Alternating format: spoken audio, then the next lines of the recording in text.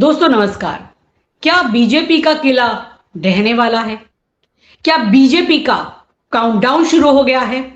क्या बीजेपी का ढलान शुरू हो चुका है? ये मैं क्यों कह रही हूं? क्योंकि आज देश में दो सीटों में जहां उपचुनाव हुए हैं वहां काउंटिंग का दिन है और जैसे नतीजे आ रहे हैं वो दिखा रहे हैं कि बीजेपी का किला अब ढहने की तरफ है, उनके दिन पूरे होने की तरफ है। ये बहुत बड़ा संदेश है। ये दोनों ही सीटों से बात करेंगे। दतिया विधानसभा सीट की जहां मध्य प्रदेश में चुनाव हो रहा है, और दूसरी बहुत ही इंपॉर्टेंट सीट पटना में बांकीपुर विधानसभा में जहां बाय इलेक्शन हो रहा है, जो बीजेपी के राष्ट्रीय अध्यक्ष, जी हां, देश की सबसे अमीर पार्टी, दुनिया की सबसे अमीर पार्टी, सबसे बड़ी पार्टी, सबसे मजबूत पार्टी, देश भर में जिनका कब्जा है, जो उसके अध्यक्ष हैं, उनकी सीट जो उन्होंने खाली की थी, उस पर बाय इलेक्शन हुए और वहां हो क्या रहा है? वहां पर बीजेपी अभी हार रही है। जो 9वें राउंड की मतगणना हुई है उसकी जो खबर है, प्रशांत किशोर वहां पर आगे चल रहे हैं। हालांकि मुझे तो इस उलटफेर में बहुत ज्यादा कोई हैरानी नहीं हो रही है, लेकिन बीजेपी को यहां जरूर हैरानी हो रही होगी। हैरानी नहीं, परेशानी हो रही होगी। तो क्या संदेश छुपा है? क्या वाकई बीजेपी का काउंटडाउन शुरू हो चुका है? तो खास मेहमान हमारे साथ जुड़े हुए इस चर्चा में दीपक कोजागवे जी, जो बिहार के वरिष्ठ जाने माने पत्रकार हैं और बिहार में जैसा भी राजनीतिक समीकरण बनता है, जो जो बदलाव होते हैं, उन पर एक करीब नजर इनकी रहती है और उसका शानदार विश्लेषण ये करते हैं। आज इनसे बात करेंगे। साथ ही शिव मिश्रा जी हमारे साथ हैं, उन्हीं के प्लेटफॉर्म पर यह चर्चा हो रही है, जो खास तौर पर बिहार और यूपी की राजनीति में कोई चीज हो इनसे बच नहीं सकती, और जहां पर बीजेपी के अंदर कुछ चल रहा हो वो भी इनकी नजरों में रहता है। दीपक जी, पहले आपके पास में आऊंगी। बहुत बड़ा संदेश, राइटिंग ऑन द वॉल। हालांकि चुनाव के नतीजे अभी नहीं आए हैं, लेकिन 9 राउंड की गिनती तक बढ़त बनाए रखना, और अभी जो जानकारी मिल रही है कि ऐसे जगहों से रुझान आ रहे हैं भाई जहां पर कायस बाहुल्य इलाका है, 5,500 से भी ज्यादा वोटों से आगे चल रहे हैं प्रशांत किशोर। मतलब ये तो कहा जाएगा कि बीजेपी के लिए बहुत घबराहट वाली स्थिति है कि भाई अपने राष्ट्रीय अध्यक्ष की सीट नहीं बचा पा रहे आप। क्या कहेंगे दीपक जी?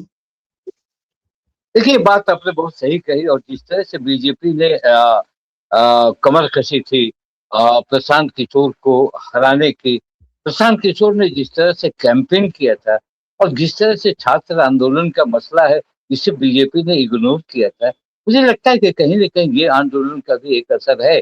और जिस तरह से छात्रों के माता पिता दुखी हुए, जिस उनके बाल बच्चे को पीटा गया, बहुत तरह की बातें ऐसी आई जिसको इसमें अंडर करंट दिखता है। और आपने जो सवाल किया, जिस तरह से सेंधमारी कर दी है प्रशांत किशोर ने, सिर्फ कास्ट वोटों की ही नहीं, उन्होंने सेंधमारी कर दी है आरजेडी के वोट को भी, मुस्लिम और यादव और जो भी उनके हैं।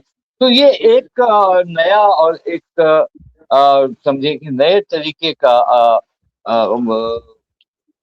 की पॉलिटिक्स शुरू हुई बिहार में।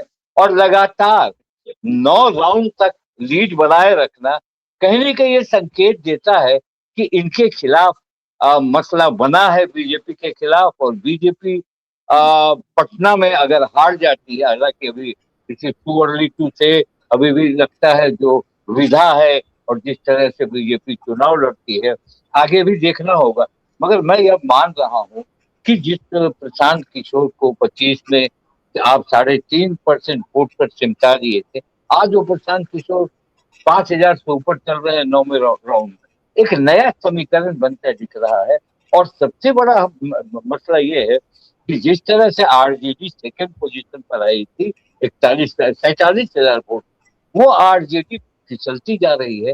तो कहीं ना कहीं ये ट्रांसफॉर्म जो उसका उसका जो वोट का ट्रांसफॉर्मेशन इधर हो रहा है, ये बिहार के राजनीति के लिए एक नया संकेत दिखेगा आने वाले दिनों में। अगर चुनाव इनका सही हो जाता है और ये जीत जाते हैं, सर्टिफिकेट मिल जाता है डीएम के द्वारा, तब आप देखेंगे कि बिहार में एक नए समीकरण का मामला बनेगा। मगर आपको मैं एक और बात बता दूं ये बांकीपुर का जो कंस्टिट्यूंसी है, जो पटना पश्चिम था, उस वक्त मैंने एक दो चैनल में और बताया कि जिसमें आपको याद होगा कि केवी सहाय जो चीफ मिनिस्टर हुआ करते थे बिहार के, वो भी छात्र आंदोलन के शिकार हुए थे।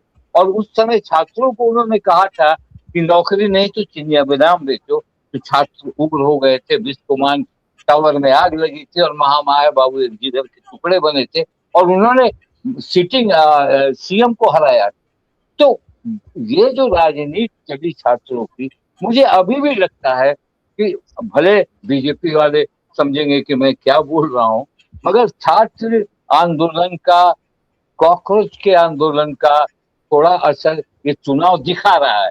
और 34% वोट में अगर आप बढ़ रहे हैं 50 वोट से, 100 वोट से, 2000 से, 34% वोट हुआ है ना, 1 लाख समथिंग वोट हुआ है। 3,79,402 वोटर्स के लिए में। तो मुझे लगता है कि प्रशांत किशोर लीड ले जाएंगे। और अब आप देखिएगा 16वें, 15वें और 16वें, 17वें राउंड में जब तक आप पहुंचेंगे, तब देखिए क्या होता है 17वें राउंड में। मगर हाँ, ये संकेत है कि मुझे तो बहुत सारे मेरे वॉल पर भी लिखा कि भाई मैं तो वो कास्ट की बड़ी नाम है वो लोग, उन्होंने लिखा कि मैंने वोट नहीं दिया और घर में रह के विरोध जता रहे हैं। तो मैंने कहा नोटा का तो प्रोविजन था, नोटा पे भी आते। मगर पता नहीं क्या हो गया इस उम्मीदवार को लेके, और इस उम्मीदवार के चलते बड़े बड़े हार्डकोर बीजेपी के लोगों ने बहुत कुछ कहा और वो विरोध में बोलने लगे। हमने अपने देखा अपने घर में कुछ लोग ऐसे हैं जो भाजपा के एकदम टाइट जिसको कहते हैं सपोर्टर हैं, वो भी आज विरोध में बोल रहे थे कि उम्मीदवार ऐसे दिया जाता है, बीजेपी की हार हो जाएगी। अब देखिए आगे क्या होता है, अभी राउंड बाकी है। मगर आज आपने देखा कि प्रशांत किशोर हो, या कल आपने रात में देखा कि सम्राट चौधरी हो, नितिन नवीन ने अपने सारे वर्करों को बुलाकर मीटिंग की है रात में। आज सवेरे 4 बजे सवेरे से प्रशांत किशोर ने अपने लोगों की मीटिंग की है। बड़ा हलचल है। और तेजस्वी यादव सोनपुर बाबा शिव का वो पूजा अर्चना कर रहे हैं और कहते हैं कि चुनाव तो होते रहते हैं। इसका ये मतलब है कि एक नए विकल्प की तैयारी बिहार में हो सकती है, अगर प्रशांत किशोर को सर्टिफिकेट है तो। बिल्कुल, ये सामने ही हम तस्वीरें देख रहे हैं। शिव जी, आप कुछ बताना चाहेंगे कि सबसे आगे प्रशांत किशोर चल रहे हैं, अभी ताजा क्या जानकारी आ रही? बिल्कुल बिल्कुल बिल्कुल। हमारे साथ संजय सर भी है। संजय सर भी का स्वागत है, और दीपक सर का भी बहुत बहुत स्वागत, और अंशु जी आपका भी स्वागत। और आज ये जो तस्वीर दिख रही है आपके समक्ष, ये बिहार की नहीं है, मोदी के बॉस की है। मोदी के बॉस चुनाव हार रहे हैं। मोदी के बॉस चुनाव जब हार जाएंगे तो मोदी का क्यों, मोदी का भी खुद ही वक्त बुरा है। अभी ये 9 राउंड की मतगणना चुनाव आयोग की वेबसाइट पर दर्ज हो गई। इस समय प्रशांत किशोर 17,856 मत पाकर प्रथम स्थान पर बने हुए हैं। 5,272 मतों से आगे चल रहे हैं। वहीं उनके निकटतम प्रतिद्वंदी नीरज कुमार, जो भारतीय जनता पार्टी के उम्मीदवार हैं, 5,272 मतों से पीछे चल रहे हैं, 12,584 मत पाकर। आरजेडी की उम्मीदवार रेखा कुमारी को 3,449 मत मिले हैं और वो इस समय 14,407 मतों से पीछे चल रही हैं। तनवीर आलम, जो राष्ट्रीय लोक जनशक्ति पार्टी से हैं, 372 वोट मिले हैं। मनोरंजन कुमार श्रीवास्तव 233, प्रदीप कुमार 233, सिकंदर कुमार 90 और बैजनाथ प्रसाद 76, सूरज कुमार यादव को 61 वोट मिले हैं। यानी 31 राउंड में से 9 राउंड की मतगणना पूरी हो गई। अभी 22 राउंड की अभी मतगणना बाकी है, लेकिन शुरुआती बढ़त अभी प्रशांत किशोर के हाथ है। पहले चरण से लेके अब तक वो पिछड़ नहीं रहे हैं, हर बार कुछ न कुछ बढ़त ले रहे हैं। तो ये बता रहा है कि अगर मोदी के बॉस की ये हालत है तो मोदी की क्या होगी। भाई, बॉस से कमजोर होता है हमेशा शिष्य। मोदी के बॉस बुरी तरीके से पिछड़ रहे हैं, बॉस को नींद नहीं आ रही होगी। लेकिन इस समय सबसे बड़ी चिंता है ईवीएम को लेकर। कहीं ज्ञानेश कुमार न जाग जाए। अगर वो सोते रहे 1 घंटा और तो प्रशांत किशोर जीत जाएंगे, और वो समय रहते जाग गए तो इस परिणाम कैसे होंगे हम अभी कुछ नहीं कह सकते। अंशु जी। जी, बिल्कुल। लेकिन लेकिन बीजेपी के कैंप में नताशा और एकदम वो निराशा और हताशा है इस वक़्त, ये तो साफ नज़र में आ ही रहा है। मतलब देश में 3 उपचुनाव हो रहे हैं जिसमें बीजेपी रही है और ऐसी जगह हार रही है जो उनके राष्ट्रीय अध्यक्ष की खाली की हुई सीट है। तो ये कितना बड़ा संकेत है कि बीजेपी का किला ढह रहा है, बीजेपी की उल्टी गिनती शुरू हो गई है और अब जो उनका नैरेटिव चलता था, उस नैरेटिव पे लोग नहीं जा रहे हैं।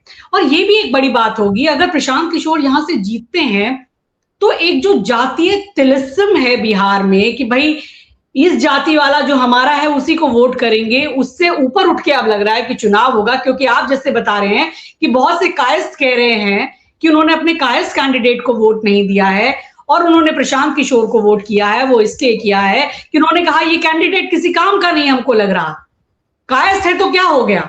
यानी अब जाति से उठ के बात हो रही है, पढ़े लिखे जो विकास करने वाला कैंडिडेट है जिसमें दम नजर आ रहा है। मतलब उनको ये लगा कि बीजेपी ने समझा क्या, यहां पहले कैंडिडेट बदला फिर इतना कमजोर कैंडिडेट। यानी बीजेपी समझती है कि किसी को भी खड़ा करेंगे तो हम जीतेंगे। नहीं, नहीं जीतेंगे। मतलब कोई भी कुत्ता बिल्ली किसी को खड़ा कर देंगे तो वो जीत जाएगा। लोगों ने इसको चुनौती दी। अभी तो आपने कहा कि कायस्थ तक दे रहे, अभी तो मुझे जो कुछ खबर मिल रही थी, संजय जी ज्यादा बताएंगे, कि पूरा मुस्लिम एक मुश्त दे दिया है और आरजेडी के भी शायद वोट बैंक में सेंध लगी है। संजय जी, ये हुआ क्या है, ये हो क्या रहा है? मैं तो ये जानना चाहती हूँ। लग तो रहा था ऐसा होगा, लेकिन ज्ञानादेश के राज में थोड़ा थोड़ा हमको डाउट हो रहा था। लेकिन लग रहा है कि जनता ने यहां पर पूरा जोर दिखा दिया है कि आपका नैरेटिव फेल है। जेनजी ने जो बताया, लोगों को अपने बच्चों की फिक्र है।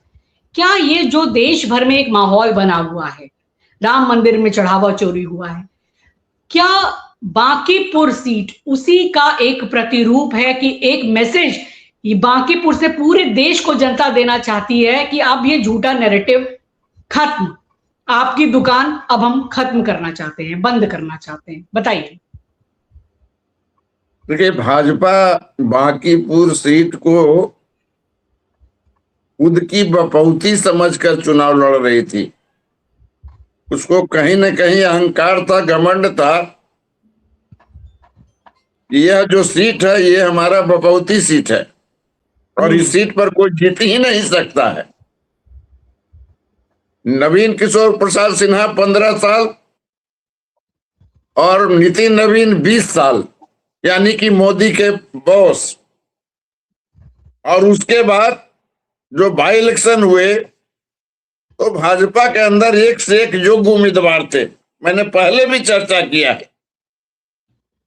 राष्ट्रीय प्रवक्ता अजय आलोक किसी मामले में उम्मीदवारी में कम नहीं थे। ऋतुराज सिन्हा भाजपा के राष्ट्रीय सचिव हैं, वो भी उम्मीदवार थे, उनको भी नहीं लड़ाया गया।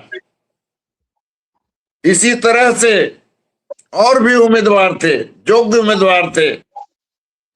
रणवीर नंदन, ये बड़े चेहरे हैं जो इसी क्षेत्र के रहने वाले हैं और आरएसएस के जमाने से हैं, लेकिन भाजपा ने, खासकर मोदी के बॉस ने एक ऐसे उम्मीदवार को चुन लिया जिसके बाद ही माहौल बिगड़ गया।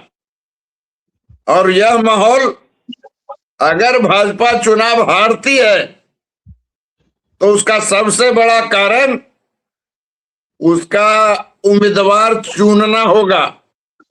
क्योंकि जब भी उम्मीदवार उसने चुना उसके बाद ही बड़ा रिएक्शन आने लगा। इसके पहले उन्होंने अभिषेक बंटी को उतारा। आपने देखा कि अभिषेक बंटी को फिर नॉमिनेशन वापस लेना पड़ा।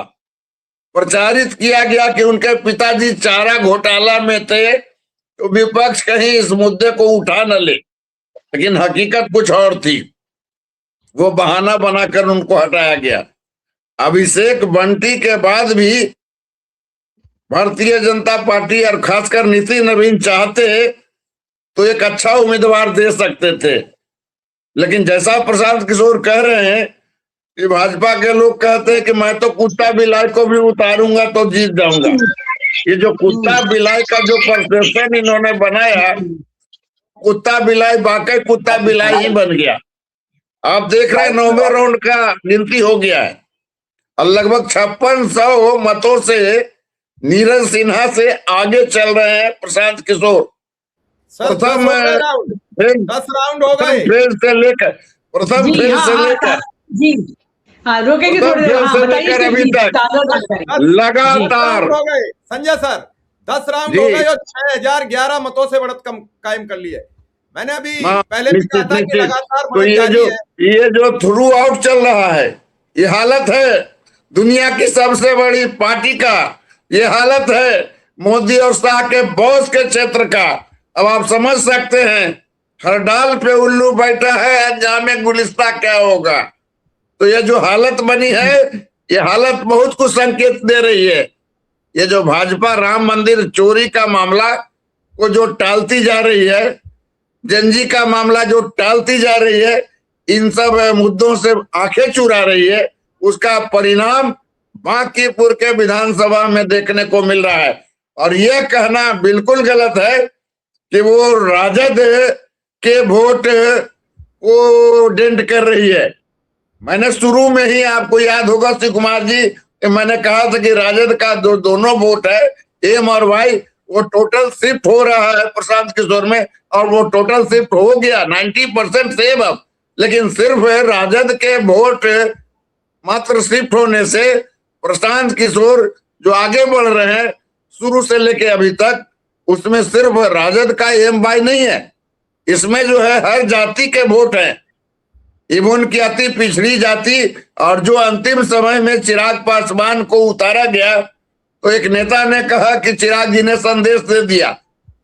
तो मतलब ये हुआ कि जो एनडीए तथाकथित एनडीए है, उनके नेताओं के अंतर विरोध भी सामने थे। सिपारा एक ऐसा जगह है जो बूथ है वो पूरी तरह से कुर्मी का बूथ है, और वो कुर्मी का वोट भाजपा कैंडिडेट को मिलना चाहिए था। लेकिन उसके दिमाग में ये बैठ गया कि हमारे नेता नीतीश कुमार को 3 महीने के अंदर कुर्सी से बाहर कर दिया। इसका नतीजा है कि कुर्मी लोगों ने भी प्रशांत किशोर को वोट दिया। तो इसका साफ मैसेज है कि अब आप जो है अहंकार, घमंड और रावण वाली प्रवृत्ति से चुनाव नहीं जीत सकते हैं। आप किस आधार पे कहते हैं कि ये परंपरागत सीट है? सीटें कोई परंपरागत होती है क्या?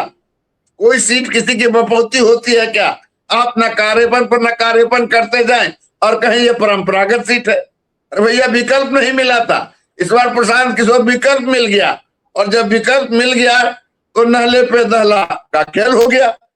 इसमें भारतीय जनता पार्टी जो मुगालते में थी परंपरागत सीट, तो मेरा ये सीट, तो मेरा गढ़, अब ये गढ़ चकनाचूर होता जा रहा है।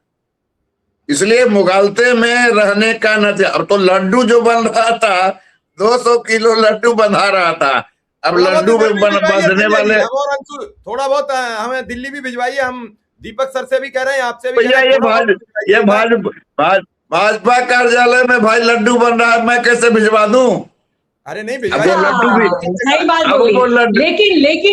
लेकिन बिहार के बांकीपुर से जो मैसेज गया है वो पूरे देश भर को गया है। संजय जी जैसे कह रहे हैं कि अहंकार अब टूट रहा है बीजेपी का, और ये मैसेज जो है पूरे देश भर में गया है कि आपका वो हिंदू मुस्लिम नैरेटिव नहीं अब चलेगा, आपका युवाओं को छलने का जो नैरेटिव है वो नहीं चलेगा। चुनाव के आते आते पटना के अंदर धार्मिक पोलराइजेशन के लिए अनेक जगहों पर बड़े बड़े होर्डिंग और पोस्टर लगा दिए गए, लेकिन चुनाव आयोग आंखें मूंदा रहा।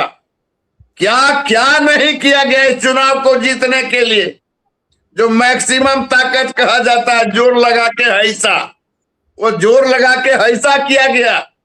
सारे स्टार, पवन सिंह, मनोज तिवारी, ज्यादा बकबक करने वाले गिरिराज सिंह, नित्यानंद राय, पता नहीं कहां कहां से पूरी भाजपा को दिल्ली से पटना शिफ्ट कर दिया गया था। पटना के जितने बड़े बड़े hotel, Taj hotel, Maurya hotel, Chanakya hotel, सारे होटल पैक थे। और तो इन लोगों की हालत थी, गलियों में घूम रहे थे, दरवाजों पर घूम रहे थे।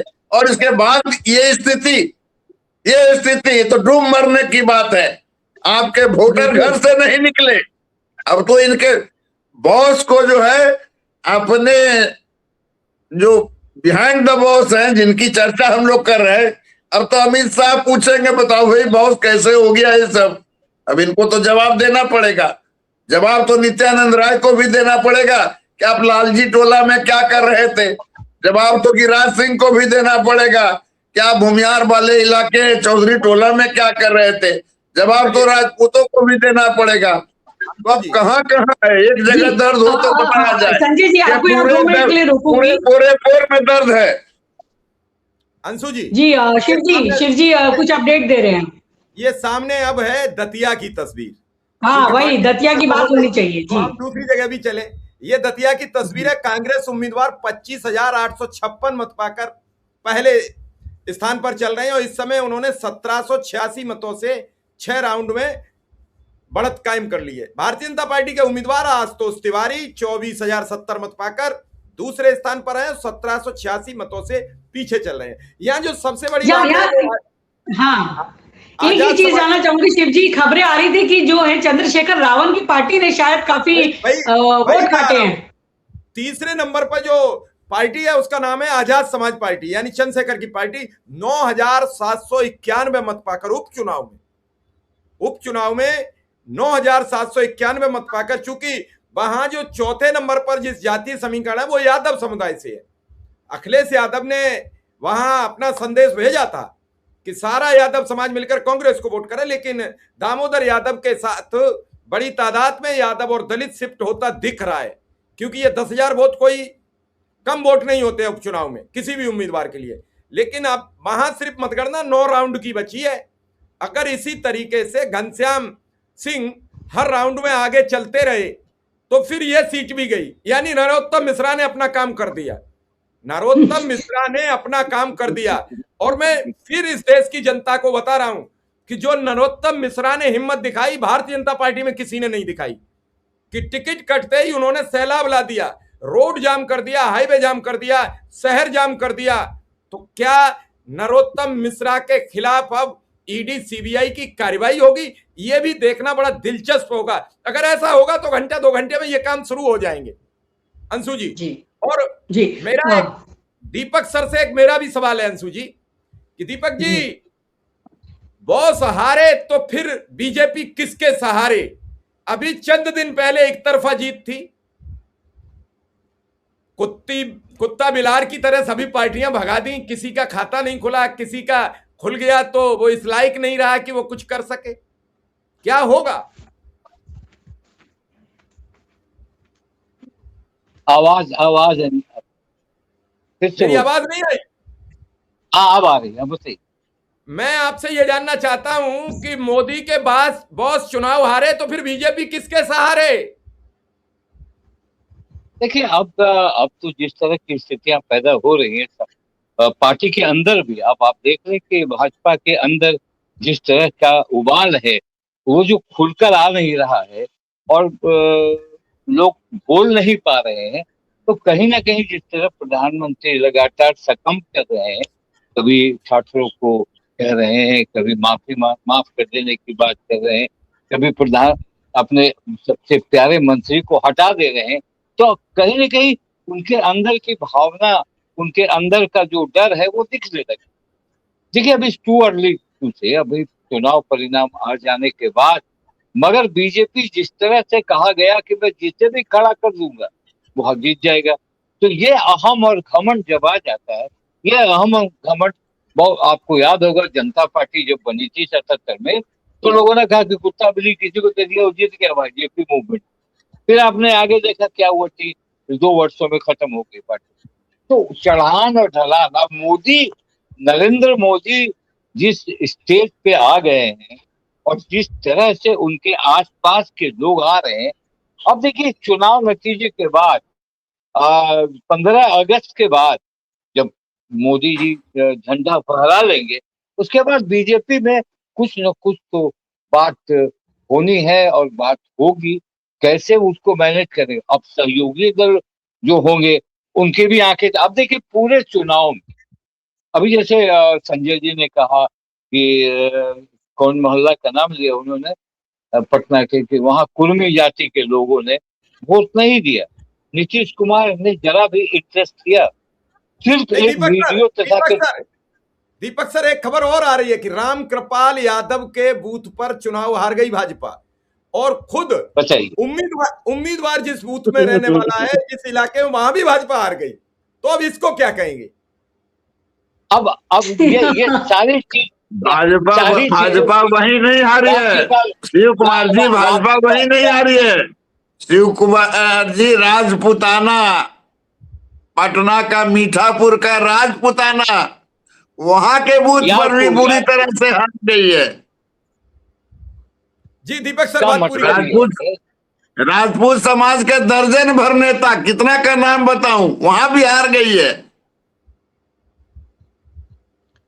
यानी कि पूरी तरीके से जो अगड़ी जातियां हैं वो तो है ही प्रशांत किशोर के साथ, अब जो मुस्लिम है, जो पिछड़ा है, वो जो यादव है, वो भी आ गए। तो आप बताइए कि जो कैंडिडेट अपने मोहल्ले के लोगों को कन्विंस नहीं कर पाया, अपने मोहल्ले के लोगों को, कि आप मुझे वोट दे दीजिएगा, तो समझ सकते हैं उसकी हालत क्या होगी। क्या दीपक जी, मतलब ये बीजेपी को ये घमंड ये भारी पड़ गया? मतलब अब लगता है अगर बीजेपी यहां से हारी तो उसके बाद बीजेपी में एक सर फुटअव्वल की स्थिति होगी, सम्राट चौधरी की स्थिति तब क्या होगी? मतलब ये भी इस पे इंपैक्ट डालेगा। जी बताइए। देखिए, जिस तरह से हमने बात की कि हर एक जगह राम कृपाल यादव के ये तो टूट गया मामला, और राजपुताना की बात कर रहे हैं, यारपुर में राजपुताना है, वो टूट गया। कहीं ना कहीं दो तीन चीजें उभर कर सामने आई। बिहार को हल्के से लेने का अगर कोई मतलब समझता है तो वो गलत समझता है, इसलिए बिहार को आपने बहुत हल्के से लिया।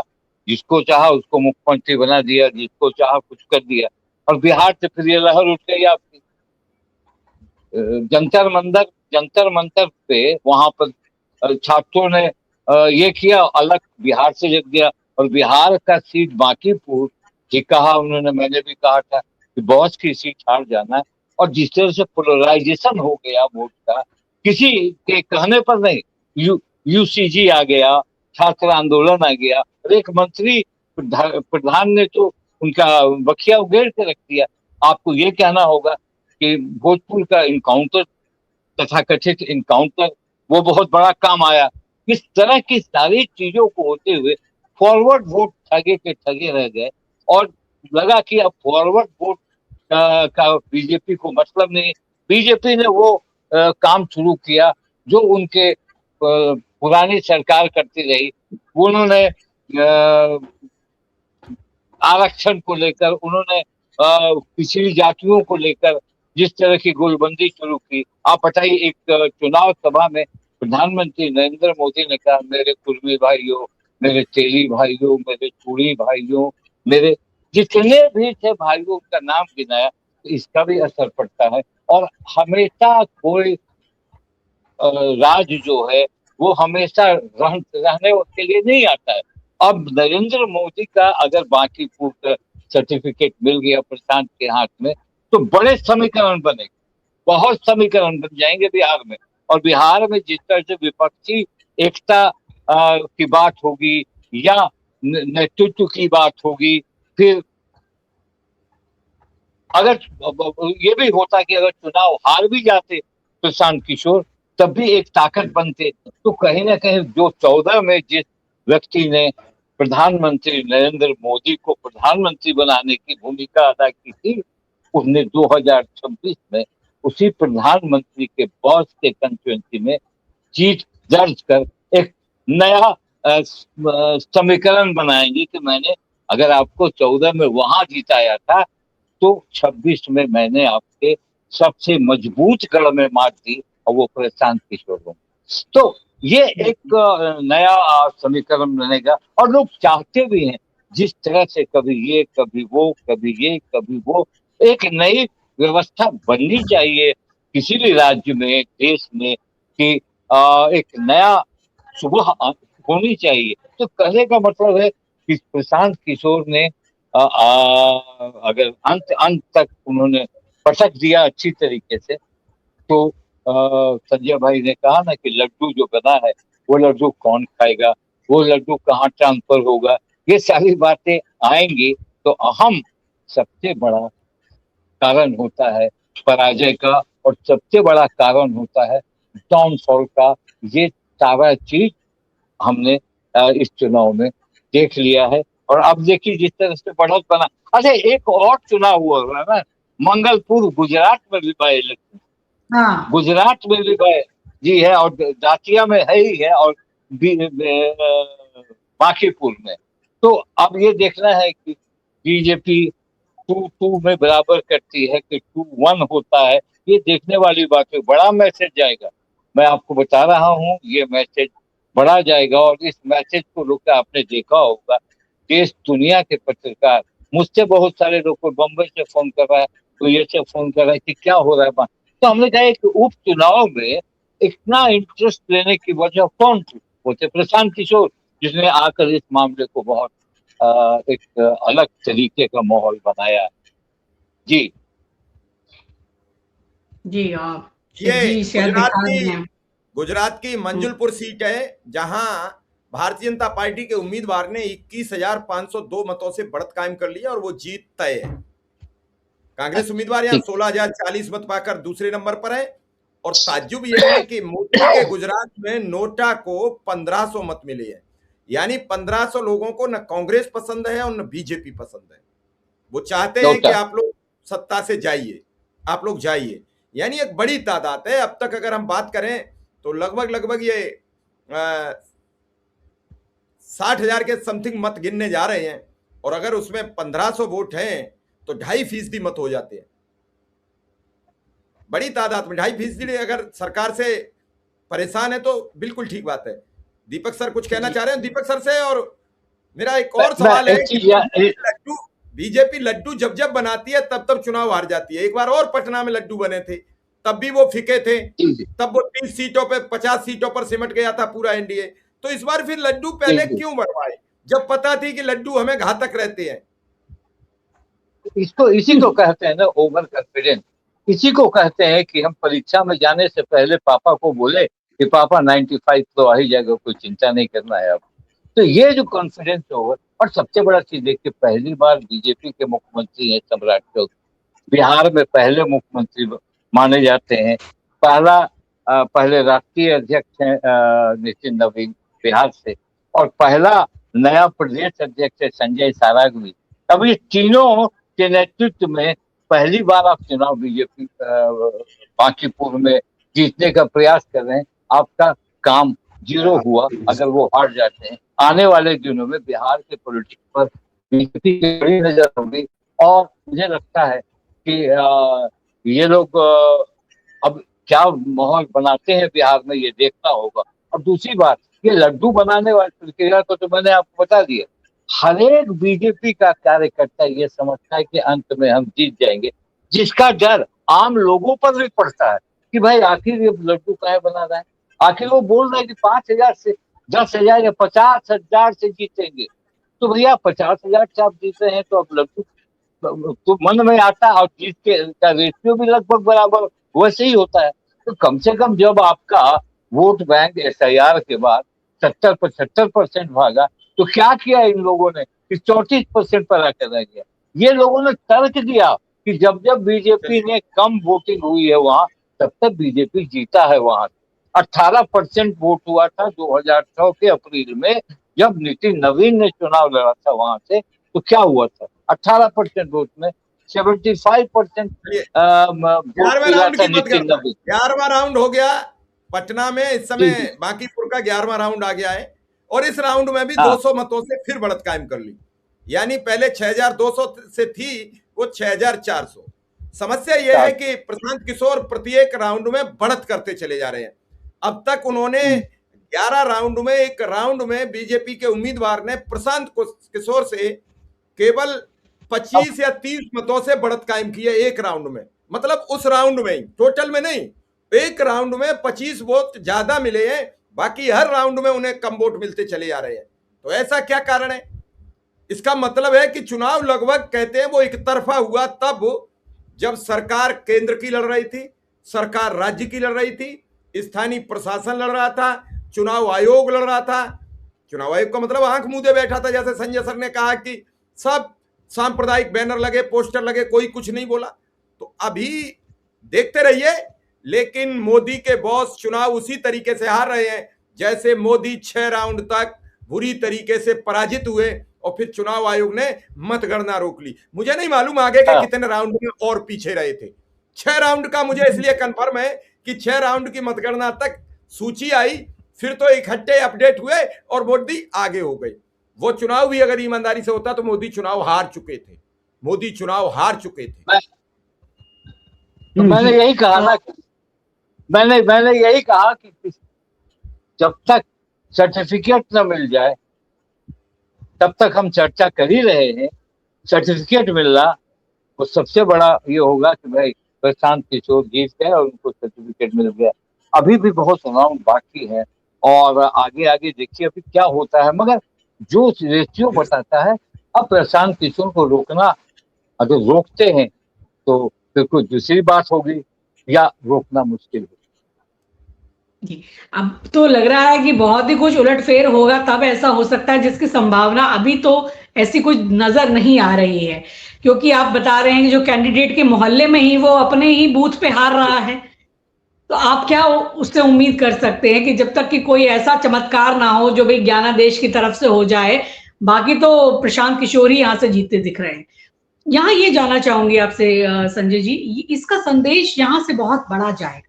बीजेपी के जो राष्ट्रीय प्रेसिडेंट हैं, अगर उनकी सीट से हार जाते हैं तो ये कितना बड़ा मैसेज है पूरे देश भर में बीजेपी के लिए। भाई कई जगह तो इनके में खलबली मची हुई है, पार्लियामेंट में आके बयान नहीं दे पा रहे, बच्चों को बर्बरता करने का उनके ऊपर आरोप है, राहुल गांधी लगातार सवाल उठा रहे हैं, पार्लियामेंट में आके जवाब नहीं दे रहे, अपने घर के बाहर की सुरक्षा बढ़ा दी है अमित शाह ने, सुरक्षा बढ़ा दी है, और वो जहां पे जा रहे हैं उनका घेराव हो रहा है, उनके खिलाफ नारेबाजी हो रही है। मोदी जी पार्लियामेंट में तो नहीं आ रहे हैं, लेकिन रात को 12 बजे रील बना रहे हैं। और इनके भी तमाम नेता जो हैं, चाहे वो गडकरी हो या और भी नेता हैं, उनके अंदर से भी अब वो स्वर उस तरह के फूटने लगे हैं जब वो कहते हैं कि एथेनॉल मिलाने का फैसला मेरा नहीं था। तो बीजेपी के अंदर बगावत के भी अब स्वर फूट रहे हैं। देश भर में ये पैगाम चला गया है, अब ये वो बीजेपी नहीं है, इसके दिन पूरे होने वाले।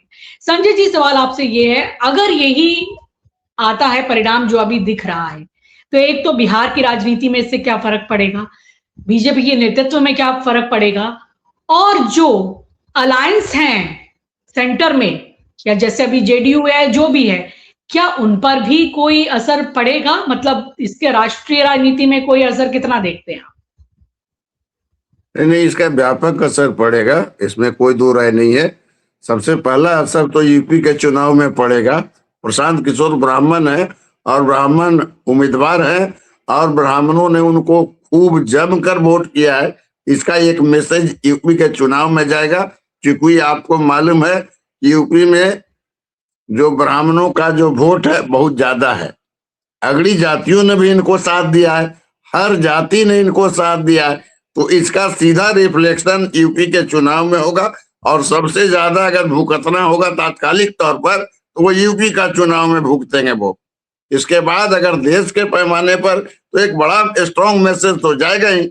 और प्रशांत किशोर पर्सनालिटी है, ये जो हम लोग मान रहे हैं कि भाजपा का की अगर हार हो रही है तो प्रशांत किशोर जैसे पर्सनालिटी के सामने उसने जो उम्मीदवार दिया उसका भी एक व्यापक मतलब कहिए कि प्रतिक्रिया हुई। अब आप कहीं पर शेर है और उसके सामने बकरी बांध दें तो शेर तो बकरी को चबा ही जाएगा, और यही हाल हुआ है। प्रशांत किशोर ने भाजपा के बकरी को चबा गया या उनके कुत्ते बिलाई को रौंद दिया, ये कह सकते हैं। संजय जी, एक सवाल बड़ा इंपॉर्टेंट लग रहा है। कई लोग ये भी कह रहे हैं कि यहाँ बीजेपी ने ही बीजेपी को हरा दिया, इसके पीछे की ये तो मैं पहले से ही कह रहा हूं ना। अजय आलोक को चुनाव प्रचार में आना चाहिए था, वो चुनाव प्रचार में नहीं आए, चुनाव के बाद आए और उनसे जो है प्रेस कॉन्फ्रेंस करा दिया गया। रणबीर नंदन जो धार्मिक न्यास परिषद के अध्यक्ष हैं उनको जबरदस्ती एक दिन के लिए घुमा दिया गया। ऋतुराज सिन्हा को पकड़ करके एक दिन प्रचार करा दिया गया। तो आप जान लीजिए, जब घर जलता है तो घर के अंदर ही जो है आग लगी होती है। ऐसा नहीं है कि बाहर के लोग आके घर में आग लगा दिया। इसलिए जो घर जल रहा है उसके अंदर यही है कि घर के अंदर ही कोई माचिस जला करके फेंक दिया गया था, और ये सबसे बड़ा फैक्टर है। नहीं तो प्रशांत किशोर इतने तेजी से, इतने मतलब प्रखरता से, आक्रामकता से चुनाव लड़े। और जहां तक आप जाने देश की बात कर रहे हैं, तो प्रशांत किशोर ने यह सब करने का मौका नहीं दिया भाजपा को। उन्होंने चुनाव के बाद चुनाव आयोग को चेता दिया कि अगर गड़बड़ी हुई तो आप समझ लो क्या होगा। उन्होंने कहा कि ये जो पटना का सीनियर एसपी है, जिसने भाजपा के साथ मिलकर चुनाव के दिन नंगा नाच कराया, हमारे लोगों को उठवा लिया, हमारे कार्यकर्ताओं को पीटा, तो चुनाव आयोग को स्पष्ट कहा कि आप पटना के senior SP Kartikeya Sharma and company को आप चुनाव में मतगणना में नहीं लगाएंगे। और वही हुआ। चुनाव आयोग ने प्रशांत किशोर की बात को माना। तो इनके जो कहा जाता है ज्ञानादेश और वगैरह वगैरह, तो इस पर जो है सजगता से प्रशांत किशोर ने वर्कआउट किया, और उस वर्कआउट का नतीजा भी सामने है। जी, तो ये समझ में आता है कि जब प्रशांत किशोर जैसा एक बड़ा रणनीतिकार, चुनावी रणनीतिकार, जो बड़े बड़े नेताओं को चुनाव जिताता है, जब पहली बार खुद मैदान में कूदा है तो कोई कच्ची गोलियां तो उसने खेली नहीं है। तो वो पूरे पक्के तरीके से यहाँ आए हैं, चाक चौबंद होकर आए हैं और पूरी स्ट्रैटेजी के साथ आए हैं, और नजर भी आ रहा है। और उसमें हुआ क्या है भाई, नीम करेला, और वो भी नीम चढ़ा। मतलब एक तो प्रशांत किशोर मैदान में थे और उसके सामने बीजेपी ने ऐसा कैंडिडेट खड़ा किया जो उनके सामने शायद बोलने की हिम्मत भी ना कर पाए, और लोगों ने ये देख लिया कि भाई बीजेपी हमें क्या समझ रही है, हमें ऐसा कैंडिडेट नहीं चाहिए। और अब प्रशांत किशोर अगर विधानसभा में पहुंच जाते हैं तो सोचिए वहां वो एक ही व्यक्ति एक विपक्ष का जलवा दिखा देगा। ये उन्होंने कहा है कि मैं एक ही हूं पर भारी पड़ जाऊंगा पूरे एनडीए के ऊपर। तो हाँ, कि अभी हमें इंतजार करना बिल्कुल होगा। पड़ेंगे। विधानसभा के अंदर वो सम्राट चौधरी को फिर घेरेंगे, उन्हीं सवालों को लेकर घेरेंगे जो आरोप उन पर बाहर होकर लगाया करते थे। वो विधानसभा में पूछेंगे कि आपकी पढ़ाई कितनी हुई है सम्राट जी, आपने कौन सा डिग्री लिया है, आप अमेरिका का जो है सो कब जो है सो आपने डिग्री लिया, आपने जो कुछ भी नरसंहार हुआ जिसमें 7 लोग, ये बोलने का साहस तो है ही इनके पास, और यह साहस वो दिखाएंगे। और जब वो दिखाएंगे तो दूसरी तरफ, एक तरफ जो है भाजपा तो परेशान होगी, साथ साथ जो राजद, जिसके युवराज विधानसभा का जो सत्र है उसको कभी गंभीरता से लिया नहीं। पिछले विधानसभा सत्र में भी वो लापता थे विदेश में, और इस बार भी जो है मानसून सत्र जो 4 दिन का था, तो युवराज गायब रहेंगे। तो इसका लाभ जो है पूरी तरह से प्रशांत किशोर उठाएंगे, और एक तरह से जो विपक्ष के अंदर जो गैप है वो विपक्ष की भी प्रमुख आवाज बनेंगे।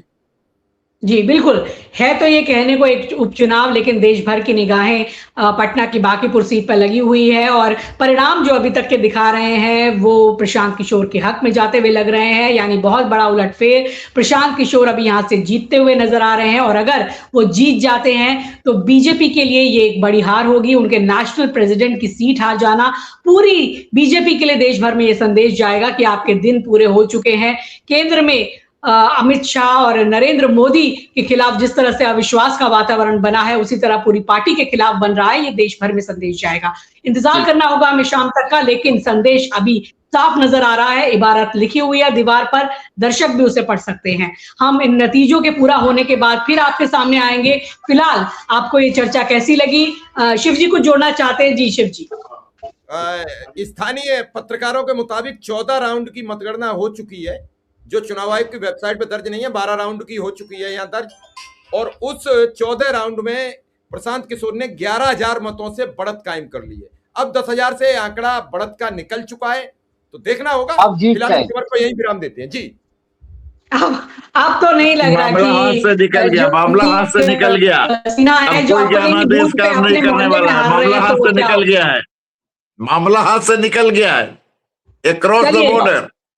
चलिए, ये बड़ी बड़ी बड़ी बड़ी बड़ा मैसेज और बड़ी बात बिहार के पटना से, बांकीपुर सीट से पूरे देश भर के लिए जारी है। एक बड़ा मैसेज, क्या बीजेपी का अब नैरेटिव खत्म हो गया, बीजेपी का युग समाप्त होता हुआ नजर आ रहा है, यानी कि जहां तक पहुंचे थे अब उससे नीचे उतरना इनका शुरू हो गया है। तो दर्शकों, आपसे कहना चाहेंगे चर्चा आपको कैसी लगी? चर्चा पसंद आई तो उसे लाइक कीजिए, वीडियो को शेयर कीजिए, अपने कमेंट्स लिखकर हमें बताइए कि आप और कुछ क्या चाहते हैं कि इन मसलों पर हम चर्चा करें। फिलहाल हमारे सभी खास मेहमानों का बहुत बहुत शुक्रिया, धन्यवाद, नमस्कार। Thank you.